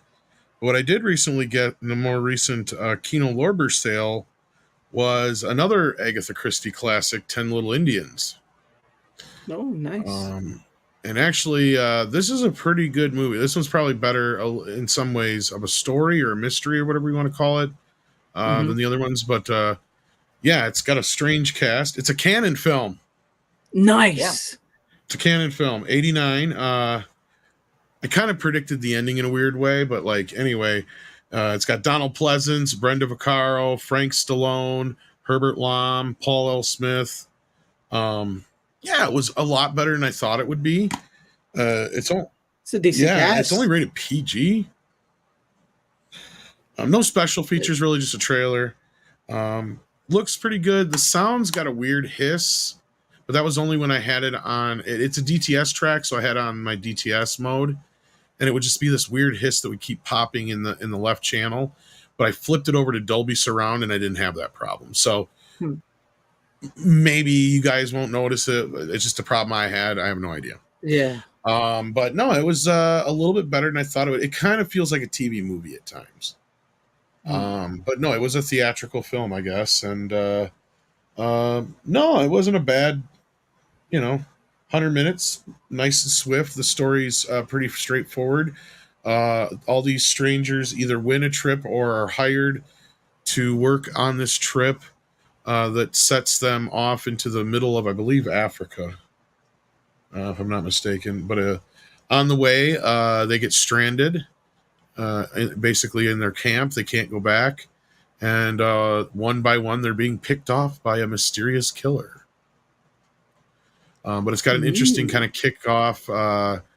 They're all together, and their host, who isn't there, who none of them know personally, of course, they're waiting for him. He's just on a record, and he names all of them and and they're each accused of murder. But they got away with it. So it's this really typical Agatha Christie kind of mystery, but I think it played out pretty well compared to like Death on the Nile in that respect. It sounds pretty good. I think I've heard of it, but I don't think I've ever seen it. Yeah. I'm sure there's been other versions of it in the past too, probably, but yeah. Sounds good. I may have to check that out from Kino. When I know they got a bit of a Wow Supplies last sale going on right now for some cheap Blu-rays if you guys want to check that out. But it's one of her stories that she has this thing where some of them revolve around nursery rhymes. Mm-hmm. So this is one that revolves around the 10 Little Indians nursery rhyme thing. Yeah. And there was this girl in high school made me read Christie books. She friend zoned me so bad. But anyways. That sucks. Yeah, I was thinking all these stupid fucking books for nothing. It made me think about that because I remember she was like, let's go to the library, and she'd take me to the library, and she's like, you're gonna read this, and I'm like, okay, what are we gonna do? But yeah, I think I got that for like $7 or $9.99 or whatever it was on the Kino Lover sale. So yeah, I'm gonna check that out. It sounds pretty good. It sounds interesting. It's decent. I like a mystery movie. It kind of sounded like a little bit like it's got Frank Stallone in it. I have Frank Stallone. And yeah, I mean, I guess there's this is one of those stories that here's the thing is Agatha Christie's novels would also when they came out originally, like back in the earliest 20th century, like a lot of times they turn them into plays. So what a lot of these movies end up doing is basically doing more or less an adaptation of those plays generally than they do the books themselves. And I think this is another one of those cases from what I read up on. But yeah. Yeah, that's like pretty much what they did back then. And it is like if a book was turned into play, they did the play. So, well, the reason I say that is because I guess the ending is more or less taken from the play. Right. And it's kind of the same thing with like Murder on the Orient and Death on the Nile is that like a lot like depending on which version you're watching, like sometimes they take the same kind of ending from the play. Sometimes they amalgamize or readapt or change characters around the same way as they do in the play compared to the book and stuff. So yeah, it's just kind of one of those things. But yeah, Frank Stallone. Yeah, the better of the Stallones. He is one of the worst actors in the movie. I know. It took me forever to realize that he was one of the guys singing on the barrel in the Rocky movie when he was walking past his house. Take it back. Yeah, take it back. Take it back. He wrote that song too. I know. It's like I did not realize that was Frank Stallone until like my 5th time watching Rocky. I was like, holy shit, that's Frank Stallone. Of course, we didn't really know he was anybody special anyway, so. Well, he is Frank Stallone. No, Frank Stallone is not a good actor, Brian. Not at all. Not. He's a better not singer. least. I guess. Like, I mean, of all the brothers of famous brothers, dude. I mean, I like Frank, and he's probably a cool guy and all, but he really banked on his brother being famous. Yeah, Let's big be real. time. Like big time. Yeah. I mean, at least in the case of like Chris Penn, dude was fucking more talented than his brother. I'll say it, wrong kid died. Right. You know, shit like that. And, you know, there's certain other brothers. Sean Gunn, hey, he's kind of a better actor than his brother is. I've seen James Gunn in movies. Sean is a better actor. You know, there's just certain cases where you'll have that shit where just once in a while they're just as good or not quite as bad as people make them out to be. No, Frank Stallone is all those. Clint Howard's a fucking god. Yeah, he's better. I mean, Opie's great, a great director, but Clint Howard is an amazing Clint Howard's actor. a fucking god. Like, no, dude. I don't know if Joey's aware that I've hung out with Clint Howard. So yeah, like Clint Howard's an amazing dude. Yeah, go back to, I can't remember what physical media episode it is, but Tom tells this amazing story about hanging out with Clint Howard in Vegas. So I don't even know if I told all the specifics because, like, yeah, it was a long afternoon, but it was fun. He was the best part of that Old Way movie. Oh yeah, that's right. He was in that. He was good in that. He was the best part. You're right. Yeah. Because the movie was okay. It wasn't great. Yeah. It really felt like generic Western, the movie, but yeah. Yeah. Like, how many other Western tropes can we just pull into this thing? You know, it's like, yeah. Yeah. But Nicolas Cage is just playing Nicolas Cage in a Western. Yeah, pretty much. But like with Frank Stallone, I actually had a cassette tape, which I might actually still have somewhere in the attic somewhere. But I bought it because it said songs from Rocky, right? It had like Eye of the Tiger and all those. And when I got it home, I looked at it and I was looking closer at it. It's Frank Stallone singing all the Rocky songs. Really? So, I didn't even know that was a thing. I almost want neither that. Did now. I. I wish I could find it. I wish I could find it. I bet you that's worth a lot now because it might be because it might be in my attic still. Because I bought it because it's like, oh shit, this is like Eye of the Tiger. It's like I bought it years ago. It was like it's kind of like because I asked my buddy the other night because I was watching this thing about the Beach Boys, and they had this horrible follow-up album to Still Cruising in the 80s, late 80s, early 90s. And for those who don't remember, John Stamos was kind of like a makeshift Beach Boy for a while because he sat in as a drummer from time to time. And on the show Full House, he redid the song Forever by the Beach Boys. And it's on that album. Well, that album sold so few albums that it is worth like $100 now online or more. Dang. And I swear my buddy had it. And I'm like, didn't you have this? Because he was like the biggest fucking Full House fan, but he denies it whenever anybody brings it up to him. I'm like, dude, come on, seriously. You know you had this. It's like, maybe. I don't know. I'm like, well, if you didn't have this fucking album, you definitely had the fucking single, which is kind of worse. But yeah. Yeah. At least the other way you can say, look, I was buying a Beach Boys album, man. I didn't know it was that.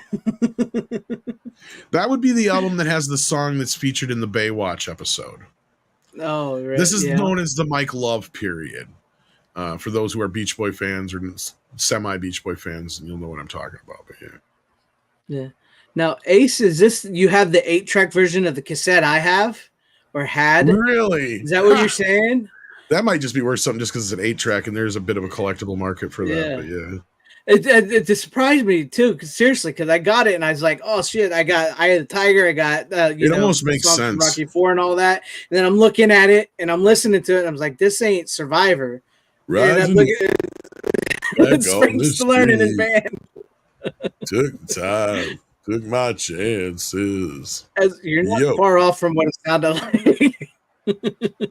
Lose a grip on the dreams of the past. You must fight just to keep them alive, like my brother does in the movie. Yeah, and correct, he does it. He does have the 8-track version of what I have. So that's it's the eye of the tiger. It's the thrill of the fight. Now I got to dig that out. I got to try to find it, see if I still have it. I'm sure it's on YouTube. What happened with Chris Penn? He really got fat towards the end. Imagine my shop. Don't know. I don't know if he had like a gland issue or if he just got too deep into drink and food. I was gonna say, And that's what killed wasn't he him. like an alcoholic? Yeah, I mean, he gained a lot of weight fast. He did. And Yeah. that's either a sign of some medical issue or you're not taking very good care of yourself. And considering the way he passed, I believe he sadly just didn't take good care of himself. Yeah. Mm. And he was looking real rough near the end there, too. Yeah, he was. Yeah. I think the last thing I saw him in, which might lead to my next pick, I think he did a show with Dean Cain. I think he did a show with Dean Cain and somebody else where they like baseball players. I think it was like his last thing I saw him in. It was like early 2000s, but I don't know. I can't remember. But speaking of which, speaking of Dean Cain, I went back and I watched a little bit of Lois and Clark: The New Adventures of Superman here. Yeah, I didn't get time to watch a whole lot of movies, but I did go back and watch some of this because I was. That's remastered in HD on HBO Max. I've been yes, waiting for that's Blu-ray. That's what I had heard. That's why I haven't bought them on DVD yet. I was gonna buy them, and then I'm like, nope, I'm gonna wait. Yeah, I have like fold out ones. Because like I kind of got burnt on. I got burnt on both the Batman animated series and Superman animated series. Because I went and broke down and finally bought, and I ended up getting a.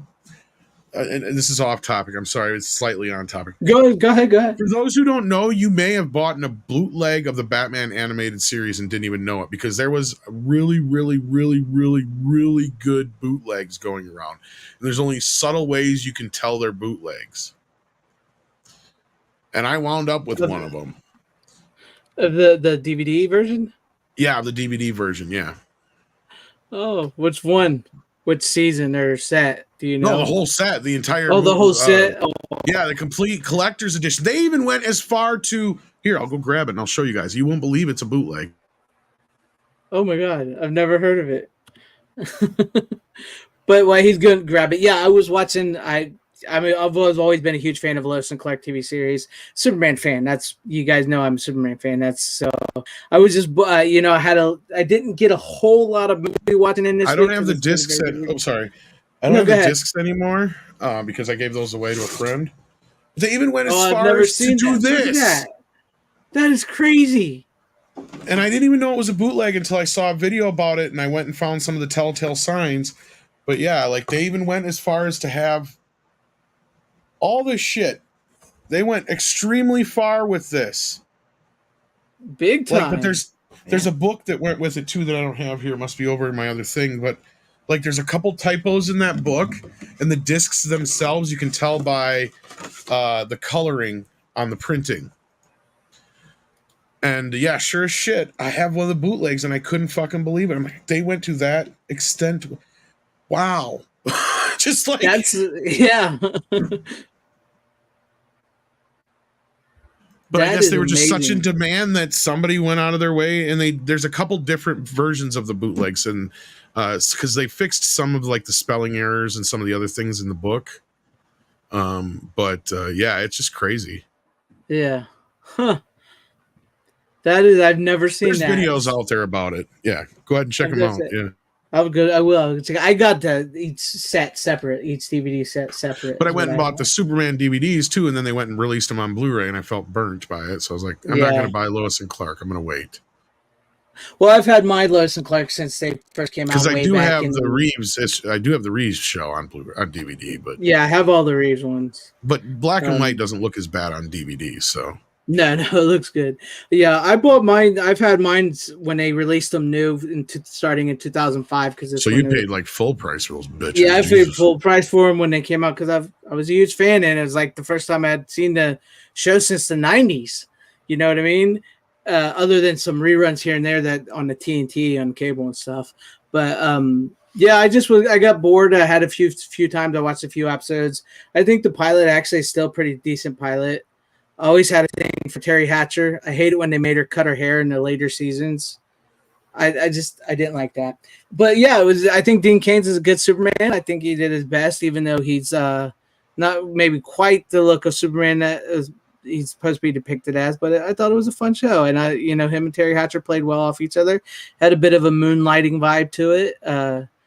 So, and unfortunately, like Moonlighting, once it got to a certain point in the series when they got together, it kind of dipped in quality and everything. But yeah, it was fun. Yeah, I would say it was mostly a Terry Hatcher vehicle.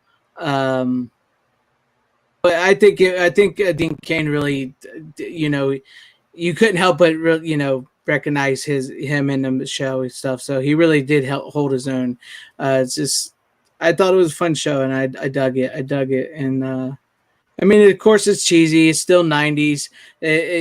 Some of it's dated, but I have fun time with it. And I think John Shea is a pretty decent Lex Luthor. So that's about all I really have to say about that. That's because I didn't watch the whole season. I just watched a few episodes. So that was my final pick of the night. But it's funny because believe it or not, Dean Cain is the first race swap Superman. Believe that or not. Yeah, because he's half He's Asian. part Asian. Yeah, I think he's is it Cantonese or Filipino? I can't remember. I think it's. I'm trying to remember. Sorry. Cantonese. Yeah. Let me look here. Could be Filipino. Well, let's look it up real quick because.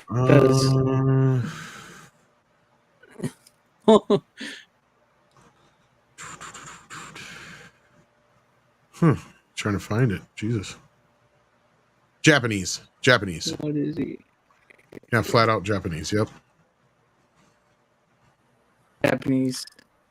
What's the accent? That plays. It does. So, but there you guys have it. That was my final pick of the evening, the night. But he's canceled now. Yeah, you can't. You can't talk about Dean Cain because he doesn't hold the views that everybody else holds. Yeah.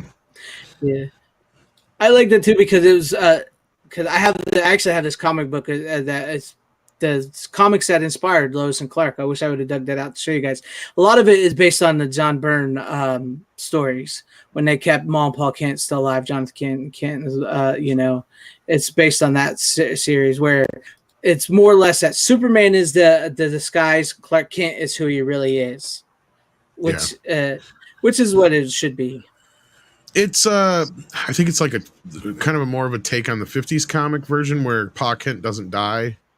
Yeah. And Ma Kent makes his costume, and it's definitely plays more into the who Clark Kent is. You're right. Superman is a lot more of a secondary character in the show, and that's one of the reasons why I didn't hate it when it was first on, but I didn't really dig it as much because I was still kind of young when it first came out. I liked it, but I was like, there's not enough Superman in it for me. Yeah. But as I got older and I saw it in reruns and stuff, I started appreciating it a little bit more. Especially that first, I do remember that first season being very solid in rewatch. Yeah, the first season is pretty solid. Second season is pretty good. They do when they go into the second season, they replace Jimmy with the other actor, Justin Whalen, and they get rid of Cat Grant, and Lex Luthor doesn't come back. It takes a few episodes to get back into the season because you kind of do miss Lex Luthor. But then once they get past that, and it opens up the world of Superman. Granted, it doesn't stick to the comics. Everybody, it's not comic book accurate at all. But once they get into that second season, it really plays out. And it's like when they get to season 3 and 4, that's really when it starts to dip, and it kind of becomes, it's like it's not as good as it once was, and they're telling stories that just aren't as cool anymore. But yeah, I always enjoyed it. It was a good show. But yeah, that's what I have for you. Yeah, that's all I have for you tonight. Yeah, sorry I didn't get much more watched either. Yeah, me neither. I wish I could have got some more of my movies watched, but you got a Transformers review out of me too. Hey, there you go. It just made me want to go back and watch the Transformers cartoon movie. That's all it made me want to do. When you started talking about that, I was thinking, oh man, I want to watch Transformers now. But yeah. Oh yeah, Superman vs. the Robot Boxer was pretty fun. I think that's in the first season. That's a pretty good one. The bad guys stole this thing from us that we need. Now we must get it back and revive me. It's true. I mean, I do like the Mission Impossible movies, but it's like you're not wrong. The Mission Impossibles, like I said, have the same formula, and then the Transformers legitimately have even the worst same formula. Yeah. But any final words, anybody here before we close it out? Poop. Not bad. I'm gonna say pee. So Tit Willow. boobies. Merbish. Steven, you got any final words you want to say? Anything you want to plug on your channel? All right, I just did a 2-hour show with Aged Boomer that I think is pretty much one of the best shows that I've done. I think I'm getting better at this whole YouTube thing finally after about a year and a half. I'm still not good at it. It happens, man. Go ahead. Me talk good sometimes. I talk horrible. I mess up so badly all the time. I do. Because my mind But is yeah, go just check that racing in out. so many different directions. But I did a show with H Boomer called The Other Side of Midnight, which is my late night weekly show. And so check that out. I also have a Put show your link called, in the chat. I also have a show called Unscripted, where I basically pick a topic and ramble about it for about an hour. I can narrow down last week's show to basically fuck Disney. But yeah, you can catch me there. Okay. Make sure you drop your links in the chat. And good night, Brian Barth. Thank you for hanging with us. Martin Costa Santana says, you talk horrible, I'll hold my beer. I know, Martin. I know it could be hard for you. And me talk a good long time. All right, but thank you guys for watching this. Thank you. Tom, you got anything you want to plug before we head out? Yeah, but she costs too much, and I don't have any money right now. Send her my way. I know, right? I wish I knew a prostitute. That would make life so much easier. I knew a prostitute with one good arm that would make you forget about that thing on her neck. I think we can't beat that. That's the show, folks. I got turned down by a prostitute once. It was crazy. Seriously? Wow. How do you get turned down by a prostitute? I live in this very small country town, right? A very small country town. And there was this chick that was standing on the corner, and everybody knew she was a freaking prostitute in the town because she's standing there with the, big old jacket with thigh highs on and everything. I come pulling out of a gas station. I park, I come up to the stoplight and I'm stopped there, and she starts walking my way. And I'm thinking, oh God, she's going to proposition me and stuff. And she knocks on the window and I roll it down. She goes, you got a cigarette? And I go, no, I don't smoke. And then she walks away. So I was like, fuck, I didn't even get a prostitute get me. I'm glad that story was like that, because I was like, why are you even trying to get a prostitute? I wasn't trying. I thought she was going to actually, because everybody in the town knew what she was doing. And I'm thinking, oh my God, she's coming to knock on my window. Is going to ask me if I want a blowjob or something. You know what's funny is I got propositioned by so many women when I went to Vegas that I almost mistook somebody who wasn't a prostitute for one because they were nice to me for a few seconds. That's how used to you get to it. Like I was like, and it took me a minute to realize, oh shit, she's not a prostitute. Okay. So I was glad I didn't say anything real stupid, but because that was like a couple of times, and it really pissed me off because, they come up to you constantly, especially if you're a guy walking around by yourself. And this one chick that I actually didn't think was a prostitute. Okay, I was talking to at the bar one time, and we were having a nice conversation, a really nice one, and it got going. And I was thinking about whatever, talking about oh, we want to go hang out at my room or whatever. I got a really nice room or something. I got to that point, and she's like, "No, but my friend might want to for the right price." So she was basically a pimp. Wow. Oh, wow. I was like, are you fucking serious? God damn it. I didn't say it like that, but I'm just sitting here thinking, are you fucking kidding me? Oh, man. Because, it was because it was a conversation, and she was not ugly or anything, but she was not walking around looking like a prostitute, dressed like a prostitute, anything like that. She just seemed like a normal, everyday she could have been, you know, somebody vacationing like I was, or basically I was there for this channel, but Yeah. you know, for Star Trek convention. But like, yeah, like I said, we just started talking, and she like asked what I was there for. He's like, yeah, we're for the Star Trek convention. We started talking about Star Trek and Star Wars a little bit, and you know, she was kind of a geek or whatever, you know, you could tell. So I'm like, okay, maybe I got an in here.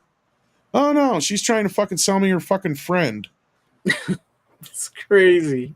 That's ridiculous. I was like, you know, and that conversation ended pretty quick after that. I was like, God damn it. Like, Yeah, I don't blame you. Yeah. But you have a better story than mine. Mine was just she knocked on my window. I thought she was going to proposition me, and I don't smoke, and she just left. So it's like even in a small town daytime hooker, you can't even get proposition. Well, Tim, it's not so much like get him. It's like when I went to Vegas, like I said, like especially when I was walking around by myself, or semi looked about like I was by myself, it would seem like a moment I would be like away from one of my friends, they would just come like flies, you know, or moths to a flame. Like all of a sudden, you looking for a date? You want to go have some fun? $100, we can go fuck, you know, shit like that. Just they come right up and say it, you know. And it's like, no, I'm good, thanks, you know, whatever kind of thing. I don't need to rent a disease. Yeah, I don't need that. I mean, and every other chick I kind of talked to that was normal was kind of whatever, you know, here and there, but whatever, it was what it was. Yeah. I'm not getting into all the basics of everything, but like, you know, I'm not saying if I struck out or not. But, that one though really pissed me off though. That was a bummer. Yeah, it was like I was really kind of digging that chick, and it's like, and then because I do remember saying something. I'm like, no, I'm not interested in that, but I like if you want to, we can go do something, you know, together, you know, like whatever. Not like that. And she's like, no, I got to work, you know, kind of thing. I'm like, all right, whatever, good luck. Yeah. Oh, that sucks. Though. I was like, nothing personal. Your friend's not ugly or nothing, but it's just I'm not going to pay for sex. That's not my game. Sorry, I don't pay for it. I already pay enough for sex. Yeah. All right. Yeah, you bought that pussy. That's horrible. Yeah. But thank you, Steven. Thank you, Todd, for hanging with us. To everybody in the chat, thank you for hanging with us tonight. To everybody watching at home, thank you. I hope you guys enjoyed the show. You don't have to go home, as always, but you can't stay here, and we'll catch you next week. How you doing? Bitches leave. Bitches leave.